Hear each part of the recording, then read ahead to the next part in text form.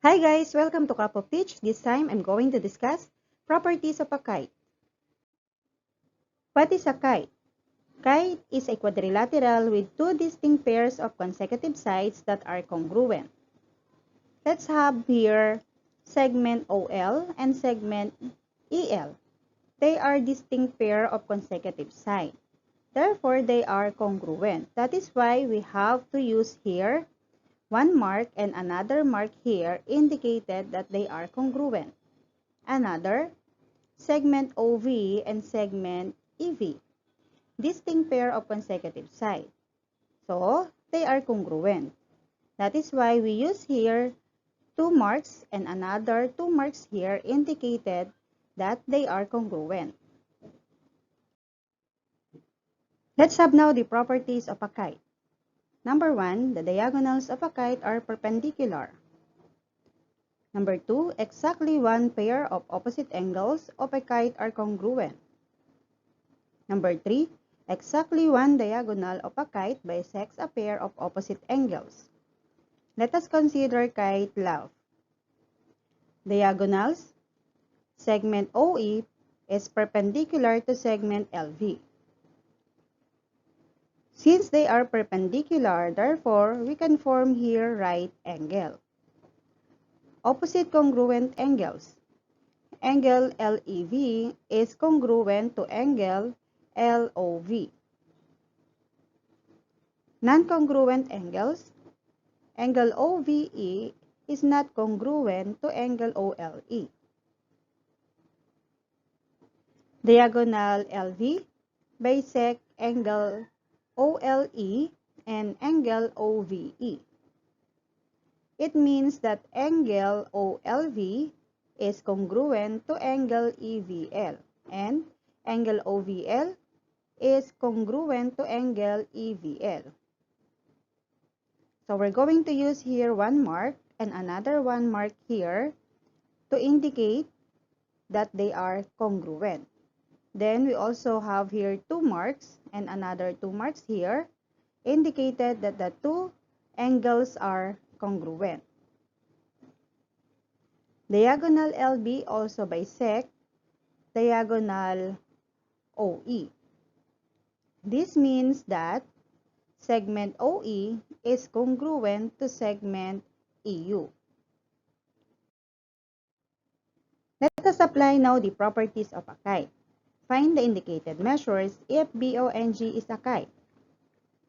Number 1, ON.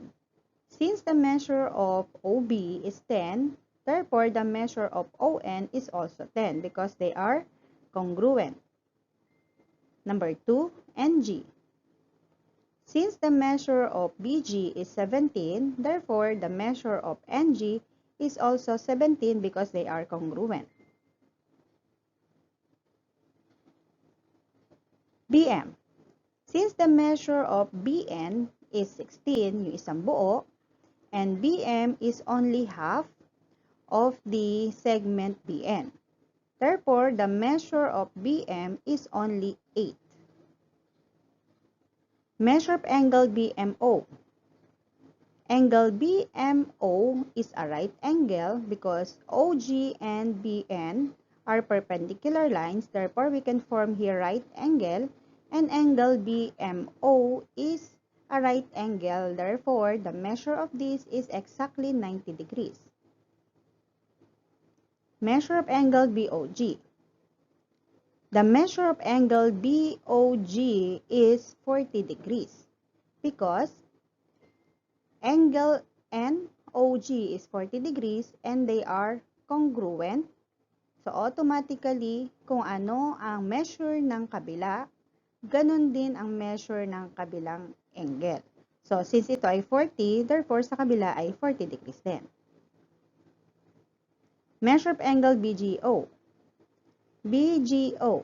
The measure of angle BGO is 32 degrees because the measure of the other angle here is 32 degrees. Automatically, yung kabilang angle ay 32 degrees din. Number 7, measure of angle BON. Since ang measure ng angle NOG ay 40, therefore yung kabila natin dito ay 40 degrees din. So ang isang buong angle BON is 80 degrees. Measure of OM.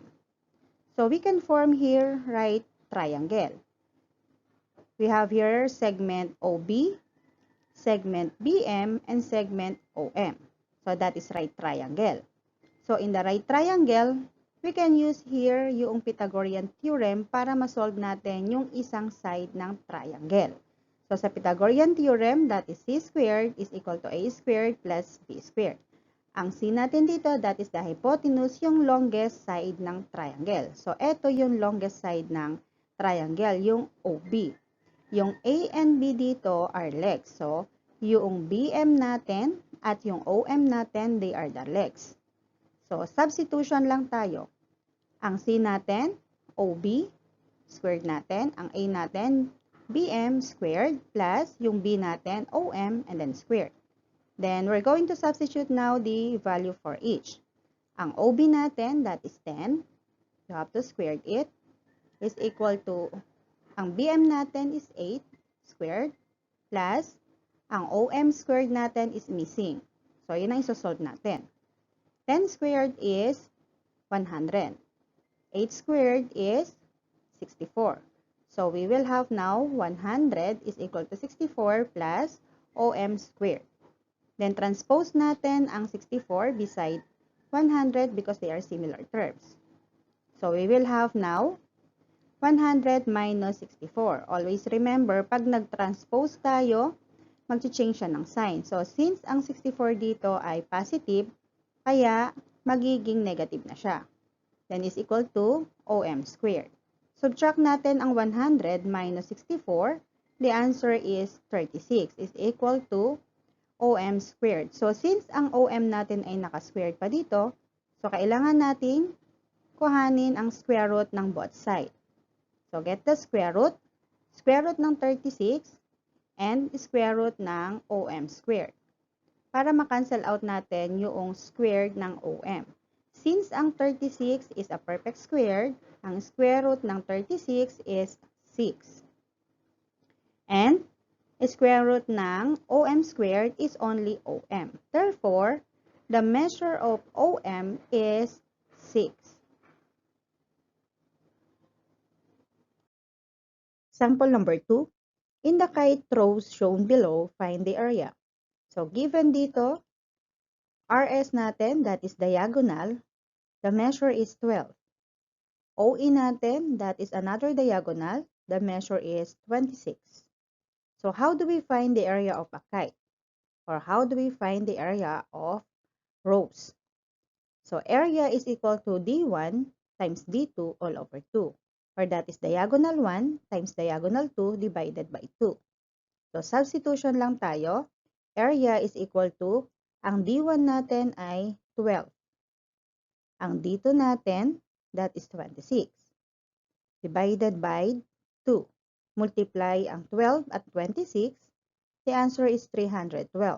Divided by 2, therefore, the area is equal to 156 square units. So, wag kalilimutan ang ating units. Ang ating units for the area is square units. Thank you for watching. That's it for this video. If you learned something here, don't forget to like and subscribe to Cup of Teach. See you on the next lesson. Bye!